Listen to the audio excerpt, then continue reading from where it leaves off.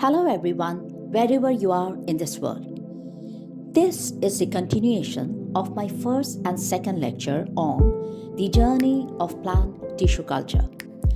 This lecture is mainly a step by step guide for plant tissue culture lab users, which includes students, researchers, and also it designed for lab technicians who have started working in a commercial lab.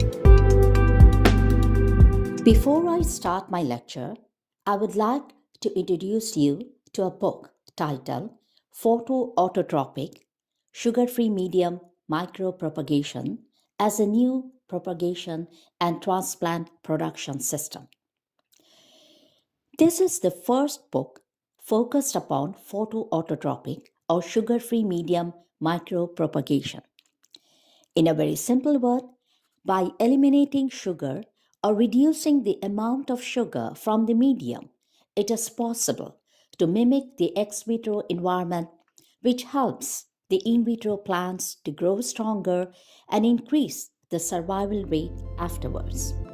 This book covers the concept, basics, cost analysis, and applications of micropropagation from laboratory experiments to large-scale commercialization. It can be used as a textbook or a supplemental reading for researchers, graduate students studying horticulture, plant tissue culture, forestry, controlled environment agriculture, greenhouse technology, and applied plant physiology. Try to get a copy of this book. It would be very helpful. I've already mentioned what is plant tissue culture in my first and second lectures. To refresh your memory, I'll repeat it again. By definition, plant tissue culture is a term used to describe a variety of procedures to maintain and grow plant organs or tissues under aseptic or sterile conditions. One of the procedures is micropropagation. In this video, I will mainly discuss micropropagation of plants using tissue culture technique. Before I start my lecture, I will briefly discuss about micropropagation, especially for those who are not familiar with the technique. Micropropagation or plant micropropagation is an in vitro mass vegetative plant propagation system on an artificial semi-solid nutrient medium. It is done under artificial light and a controlled sterile environment to ensure pathogen-free, true-to-type mother plants in a large number and in a limited time and space. The material required for this technique can be any part or tissues of the plant depending on the plant type. To mitigate the high demand of quality plants and also to produce pharmaceutical grade plants, micropropagation, the very efficient technology, has been adopted by many countries all around the world. Now, the conventional micropropagation system involves 4 stages. Stage 1, establishment of explants. The explant is usually collected from outdoor grown plants, then sterilized and inoculated in sterile medium. Stage 2, increasing the number of shoots of established explants. This stage is repeated many times until a desired number of microshoots are produced. When I say desired number, means it could be either 100 or even a million. Stage 3, root formation of individual shoots from stage 2, as you can see in the image. Stage 4, rooted plantlets are transferred to individual pots or trays in regular growing medium or soil for hardening or acclimatization ex vitro or outside of sterile conditions. In each of the above stages, sterility is one of the most important factors. It determines the high probability of success of tissue cultured final products. Lack of maintaining a sterile condition or not following the safe operating procedure or SOP may cause severe contamination. The loss due to contamination can be devastating. Number one, loss of materials. If the mother or source plant is rare or not easily available. Number two, loss of time. Time required to decontaminate or autoclave the test tubes, jars, trays, etc. Time required to start all over again, which is always not so easy. Number three, financial loss. Loss of revenue, which includes payment of the technicians and other personnel involved, laboratory running costs, etc. Number four, supply to the clients cannot be on time, which affects the business relationship. Having said that, maintaining a sterile condition is often challenging.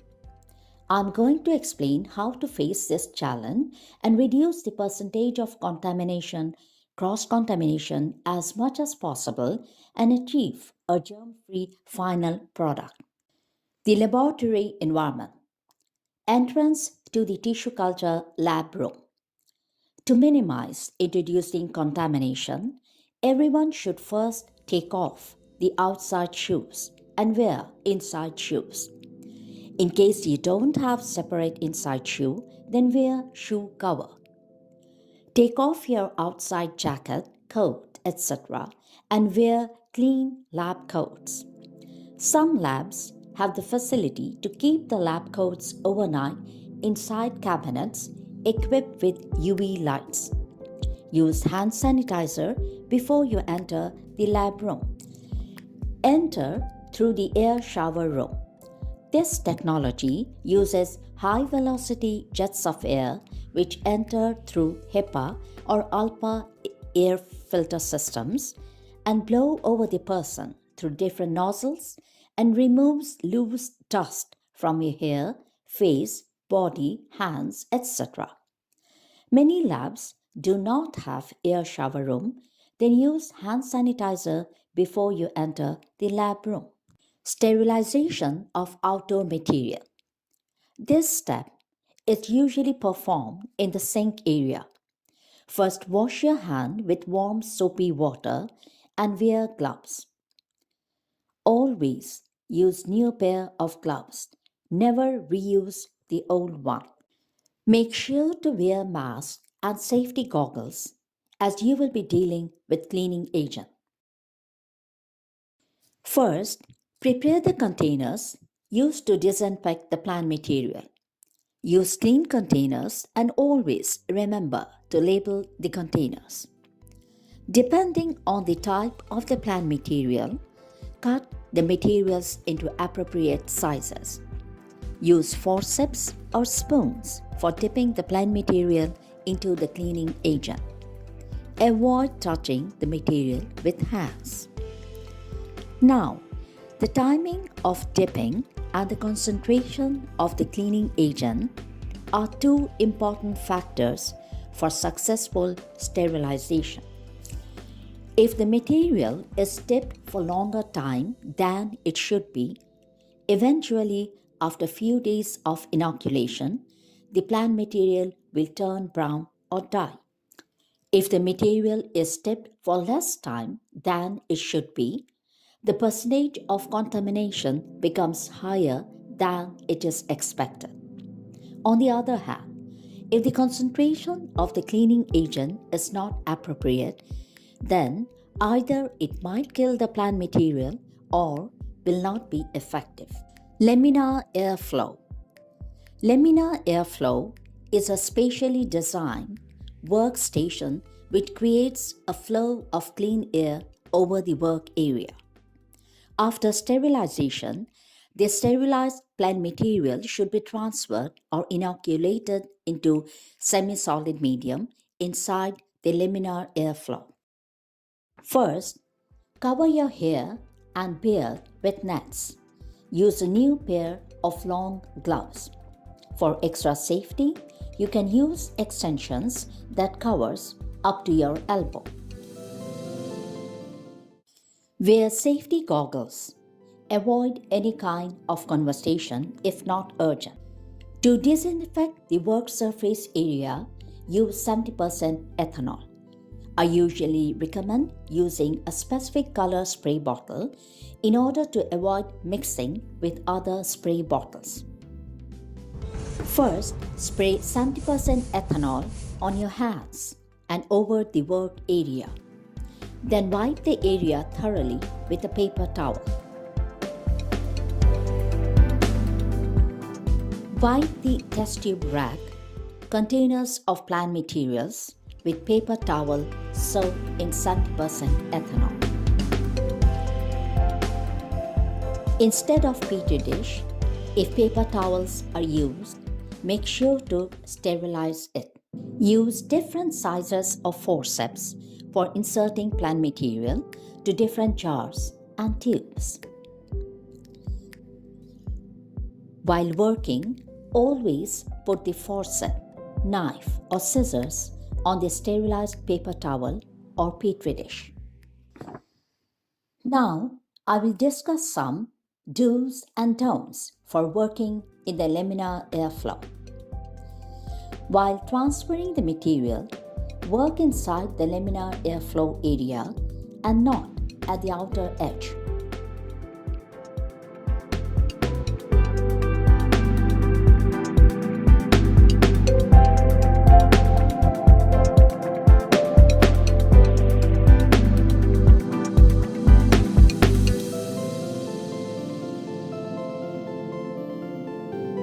While taking out or inserting the plant material to the test tube, avoid touching the lip of the tube with the forceps.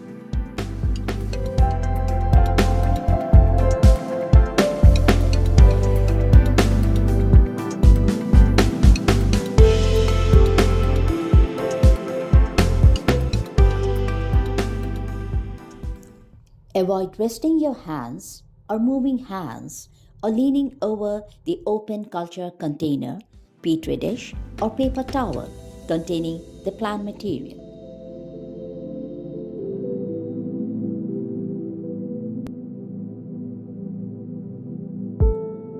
Never place the lid of the tube, the lid of the petri dish with the open end downward.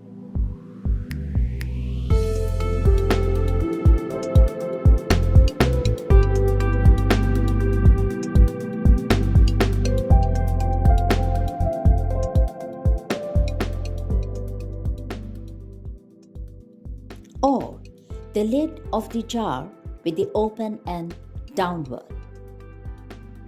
While working inside the laminar airflow, do not block the area from where the clean air is coming with the test tube rack or jars.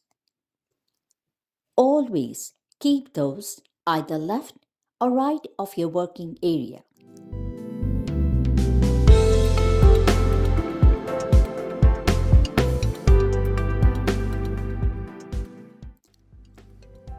Never leave the test tube in a rolling position. Always keep inside the rack. Now, I will show you the proper way to work inside the laminar airflow. Open the lid of the tube and hold it between the fingers. For cutting, hold the material securely with forceps and use the knife to cut it. For trimming of excess leaves or any other part, use scissors while holding the material with forceps.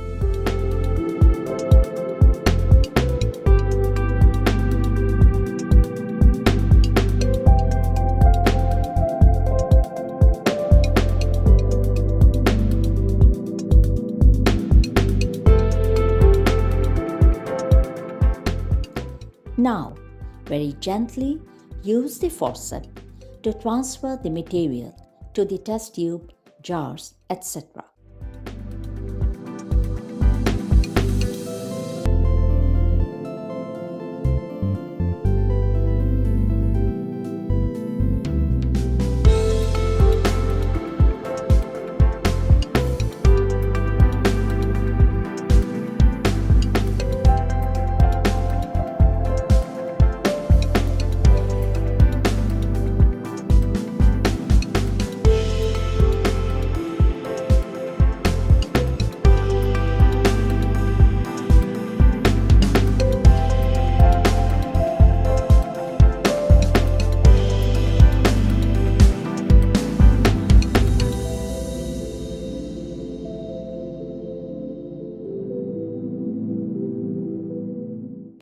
While working with Petri dish, open the lid slightly and hold it with one hand while inserting the material with another hand.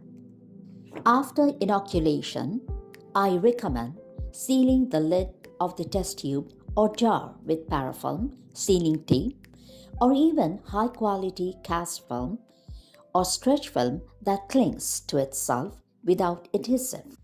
This sealing would prevent any airborne contamination from entering the container.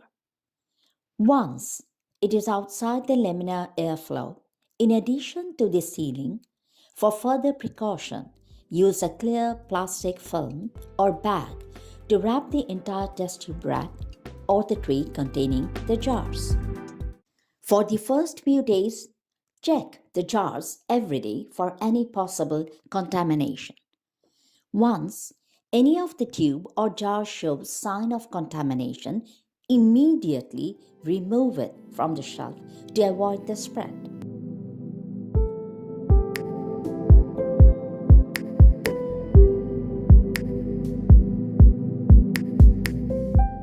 If you have any question or need to learn more, please leave a message in the comment box below and I will get back to you as soon as I can. Thank you.